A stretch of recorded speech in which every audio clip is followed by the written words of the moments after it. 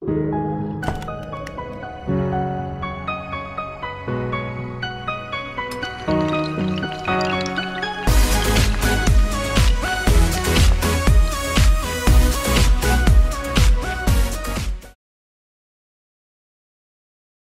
here I have basic functions stated. So to start off, let's just go with what is a function. And really a function is defined to be a relationship where each input has a single output value. So for instance, if x is equal to 1, but it ends up giving y values up to and negative 2, it ends up failing the vertical line test, which means that it is not a function. So really there has to be a distinct value. However, at the same time, it's possible to see that two different input values give the same output value, which would mean that it is still a function. So it's not to be confused with the other idea. So it's important to understand that each input has a distinct output value, and that's what defines a function. So obviously there are many types: linear, quadratic, cubic, and quartic. In this lesson, I've specifically mentioned more about linear functions and their importance.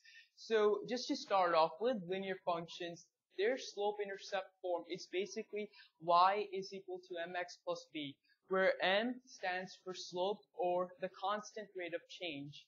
And b, as you can see here, is the y-intercept, which is really the value of y when x is set to 0.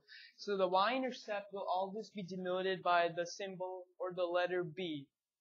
And so this form is known as the slope-intercept form.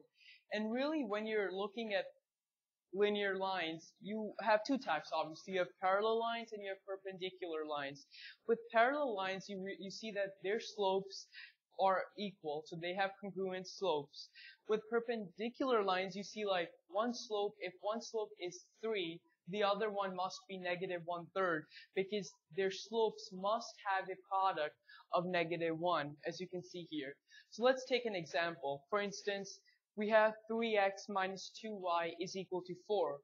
Of course, this is not in the slope-intercept form, so either we can make this or convert this into the slope-intercept form, or there's another formula to directly determine the slope of this line. 3x minus 2y is equal to 4 is in the form of ax plus by is equal to c. And its slope is really negative a over b, which would in this essence mean that it's negative 3 over negative 2, giving a slope of 3 over 2. However, if you don't want to do this and you want to convert this into the slope-intercept form, you can obviously write this as this basically, because you can subtract the 4. So you have 3x minus 4, the 2y goes here, so you divide it by 2.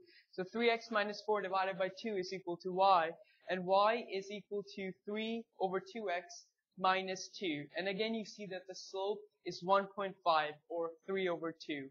And in both cases, what the 3 over 2 means, and in later, as you will see in word problems, it's really the constant rate of change. So usually with these functions, you see that there's a rate of change that's constant. For instance, 5, 8, 11, 14, and that later ties up with an arithmetic sequence where there's also a constant rate of change. So here I have a question, and it usually brings in many concepts together. So find the equation of the line that is perpendicular to 3x plus y is equal to 17 and passes through the point 15, 2.5. So first of all, you really want to look at this equation and find its slope. Again, just by looking at it, you can say slope is negative a over b, which in this case would mean negative 3. And then if you know that the product of the slopes must be negative 1, you can do negative 1 divided by negative 3. And so you will get 1/3. So you know that the line that's perpendicular has a slope of 1/3. So, and you know the point that it passes through being 15, 2.5. So you place 2.5 here in for y, you place 15 in for x, times by 1/3, which is the slope, plus b, also known as the y-intercept, which needs to be determined. And so solving this, you get b is equal to negative 2.5. And so really the overall answer here would be y is equal to 1/3 x minus 2.5. And basically this is a description of linear functions. And when you look at some other definitions that are important, you have the x-intercept and the y-intercept. So the x-intercept is the value of x when y is set to 0, and the y-intercept is the value of y when x is set to 0. So if you have a function like y is equal to 1.5x minus 2, to determine the x-intercept, you really have to put 0 in for y, and computing that you get 4/3, 0.